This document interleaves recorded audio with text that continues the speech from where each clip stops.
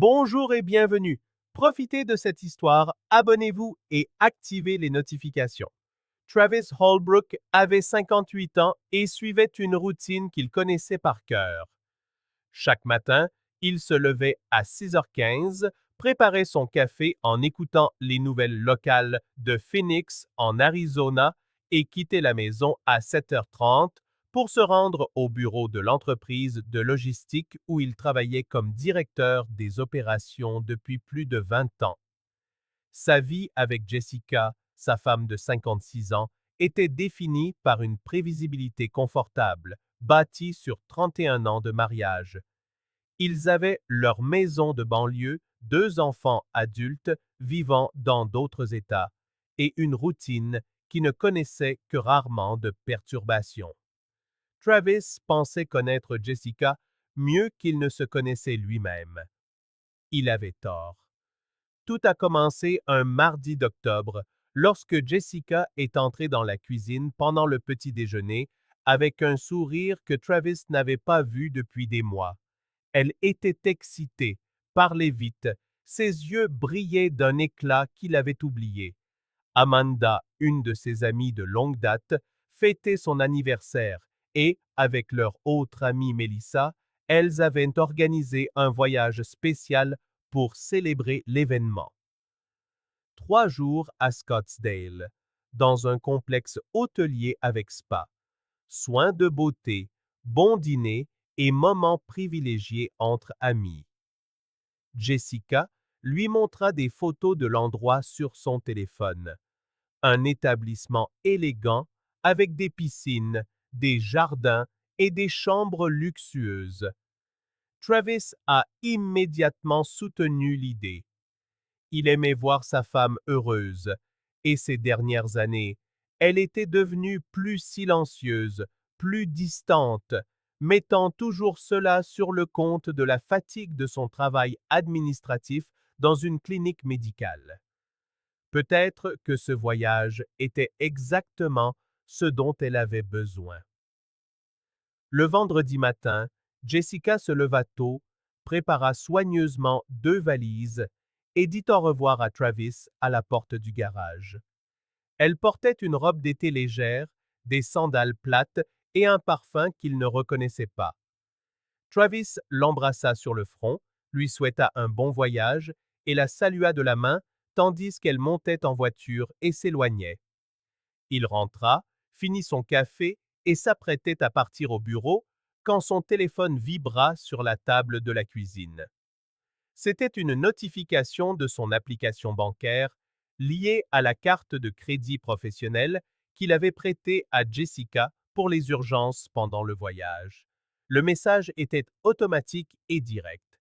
Un débit de 847 $ venait d'être effectué au Marriott Downtown Phoenix. Travis lut la notification 3 fois, essayant de comprendre. Le Marriott Downtown était à 15 minutes de chez eux, en plein centre-ville de Phoenix. Scottsdale était à 40 minutes dans la direction opposée. Pourquoi Jessica s'enregistrerait-elle dans un hôtel de leur propre ville alors qu'elle était censée être dans un complexe à des kilomètres de là? Il regarda l'horloge.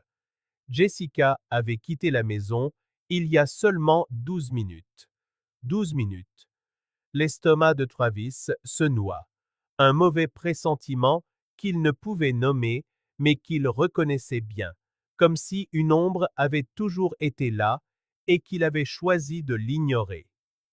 Il attrapa son téléphone et appela Jessica. L'appel sonna plusieurs fois avant de tomber sur la messagerie vocale. Travis raccrocha, prit une profonde inspiration et rappela. Rien. Elle ne répondait pas. Le soupçon se transforma en quelque chose de plus dense, de plus sombre. Sans réfléchir, il prit ses clés de voiture et quitta la maison, roulant vers le centre-ville, le cœur battant, les mains crispées sur le volant. Le Marriott Downtown était un élégant bâtiment de verre et de béton avec un hall spacieux, décoré de plantes tropicales et de fauteuils en cuir.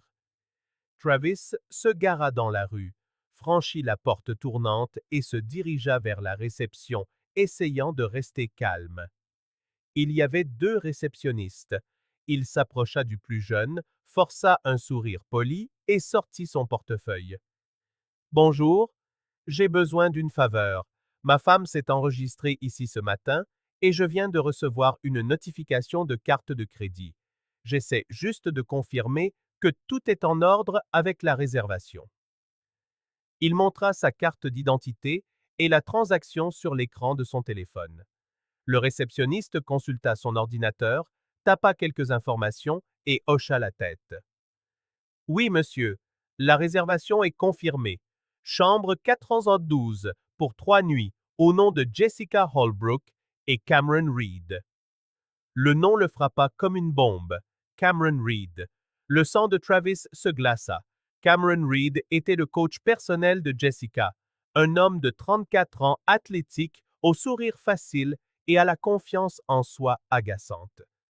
Jessica avait commencé à s'entraîner avec lui 6 mois plus tôt, mentionnant toujours à quel point il était professionnel et motivant, comment il l'aidait à se sentir plus forte et en meilleure santé. Travis n'avait jamais rien soupçonné. Mais maintenant, debout à la réception de l'hôtel, son nom à côté de celui de Jessica sur une réservation de 3 nuits, tout prenait un sens douloureux et nauséabond. Travis remercia le réceptionniste, se retourna et se dirigea vers l'ascenseur. Ses pas étaient fermes, mais son esprit était en plein chaos. Il appuya sur le bouton du 4e étage et monta en silence, seul dans la cabine, fixant son reflet déformé dans les portes en métal poli. Arrivé dans le couloir, il marcha lentement jusqu'à la chambre 412, s'arrêta devant la porte et prit une profonde inspiration. Il pouvait entendre des voix étouffées à l'intérieur, des rires. Travis serra les poings, leva la main et frappa 3 coups, secs et délibérés. Le silence se fit instantanément. Il entendit un mouvement rapide, des chuchotements nerveux, quelque chose tomber sur le sol. Puis la porte s'ouvrit lentement. Cameron se tenait là, pieds nus, vêtu d'un short de sport et d'un t-shirt moulant qui dessinait les muscles de son torse. Ses yeux bleus furent confus une seconde, puis s'écarquillèrent de panique quand il reconnut Travis. « Où est ma femme ?» demanda Travis, sa voix basse, mais tranchante d'un calme glacial qu'il ne se connaissait pas. Cameron ouvrit la bouche, mais aucun son ne sortit. Il recula, et c'est alors que Jessica apparut derrière lui, sortant de la salle de bain. Elle portait le peignoir blanc de l'hôtel, ses cheveux mouillés tombant sur ses épaules, pieds nus sur la moquette beige. Quand ses yeux rencontrèrent ceux de Travis, toute couleur quitta son visage. Pendant un instant, personne ne parla. Le couloir était silencieux, à l'exception du bourdonnement lointain de la climatisation. Travis réussit finalement à dire Jessica, la voix tremblante, à peine audible. Je, je peux tout expliquer. Travis leva la main, la coupant court. Il ne cria pas. Ce n'était pas nécessaire. Sa voix était glaciale, chaque mot aussi lourd que du plomb. Scottsdale avec tes amis? Un spa? Tu as 3 secondes pour me dire la vérité, Jessica, ou j'appelle Amanda et Melissa tout de suite, devant vous deux. Le silence qui suivit fut assourdissant. Jessica s'effondra. Les larmes commencèrent à couler sur son visage. Entre 2 sanglots, elle commença à parler, la voix brisée et désespérée. La liaison durait depuis 4 mois. Cela avait commencé innocemment, avec des conversations après les entraînements, jusqu'à ce qu'un soir, Cameron l'invite à boire un verre. Il lui donnait le sentiment d'être jeune, désirée, vivante d'une manière qu'elle n'avait pas ressentie depuis des années. Travis écoutait en silence, la mâchoire serrée. Quand Jessica eut fini, Il regarda Cameron, qui était blême, les yeux baissés. Et ce voyage? C'était l'idée de qui? Jessica répondit la première. La sienne. Il a dit que nous avions besoin de temps ensemble, qu'il était fatigué de se cacher. Travis laissa échapper un rire court et amer.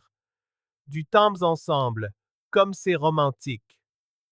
Il regarda Cameron avec mépris. Tu as choisi un hôtel à 15 minutes de notre maison. Un vrai génie.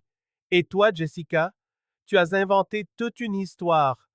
Combien de mensonges as-tu répétés devant le miroir? Jessica ne put répondre. Elle ne faisait que pleurer. Travis sortit son téléphone et se mit à taper.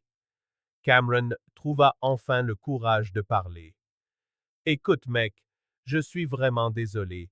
Je ne voulais pas que ça se passe comme ça. Travis le coupa sans même le regarder. Ne m'appelle pas mec. Il brandit son téléphone, leur montrant l'écran.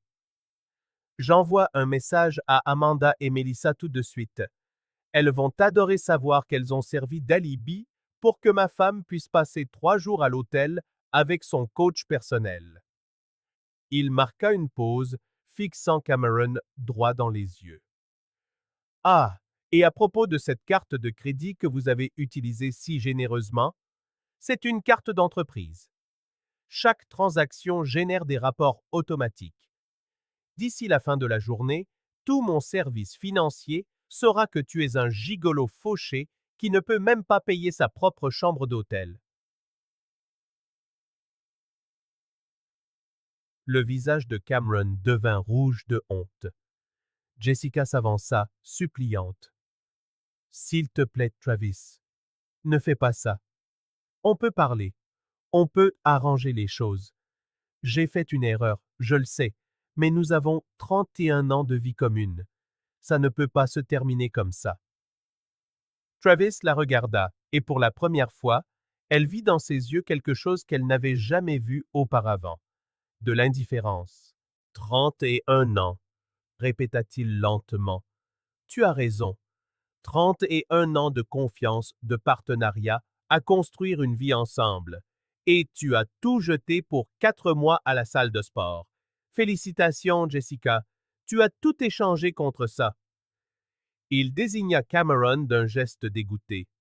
Contre lui, Travis sortit à nouveau son téléphone et prit une photo d'eux dans l'embrasure de la porte. Jessica tenta de cacher son visage, mais il était trop tard. Il rangea le téléphone, les regarda une dernière fois et se tourna pour partir. Avant de s'éloigner, il s'arrêta dans le couloir et parla sans se retourner. Mes avocats auront tout d'ici la fin de la journée. Profitez bien de l'hôtel. Ce sera le dernier moment de tranquillité que vous aurez pour un long moment. Et il partit, laissant derrière lui un silence pesant. Dans les jours qui suivirent, Travis agit avec une efficacité chirurgicale. Il engagea le meilleur avocat spécialisé en divorce de Phoenix. Les preuves étaient irréfutables. Messages, relevés de cartes de crédit, photos de l'hôtel. Il appela Amanda et Melissa et leur raconta tout. Toutes deux furent choquées et horrifiées d'avoir été utilisées comme alibi. Il envoya également un email détaillé à la salle de sport où travaillait Cameron. 3 jours plus tard, Cameron était licencié pour conduite contraire à l'éthique. Sa réputation à Phoenix était ruinée. Jessica tenta d'appeler Travis à plusieurs reprises, mais il ne céda jamais. Il avait changé les serrures et bloqué son numéro. Lors de la procédure de divorce, l'avocat de Travis présenta les preuves de l'infidélité et obtint un règlement beaucoup plus favorable pour son client. Travis garda la maison, la plupart des économies et la voiture la plus récente. Jessica fut forcée de déménager dans un modeste appartement, loin de la vie confortable qu'elle avait détruite. Cameron disparut de sa vie 2 semaines après la confrontation. Il lui envoya un bref message disant qu'ils ne pouvaient pas gérer les conséquences et qu'il valait mieux qu'ils en restent là. Jessica se retrouva seule, sans mari, sans amant, sans amis. Travis, quant à lui, prit une décision inattendue. Il vendit la maison remplie de souvenirs douloureux et acheta un appartement moderne en centre-ville, un lieu sans histoire, sans passé. Il s'inscrivit à des cours de cuisine, rejoignit un club de lecture et renoua avec de vieux amis. Lentement, Travis découvrit qu'il y avait une vie au-delà du mariage qu'il avait cru éternelle. Un an après ce jour à l'hôtel, Travis s'était assis sur le balcon de son appartement, buvant son café et regardant le coucher de soleil sur Phoenix. Son téléphone vibra. Une autre alerte bancaire. Il sourit ironiquement, se souvenant comment une alerte de ce type avait changé sa vie. 12 minutes. C'est tout ce qu'il avait fallu pour faire voler en éclats une illusion. Il se demanda ce qui se serait passé s'il n'avait jamais reçu cette alerte. La pensée le fit frissonner. Il ouvrit sa galerie de photos.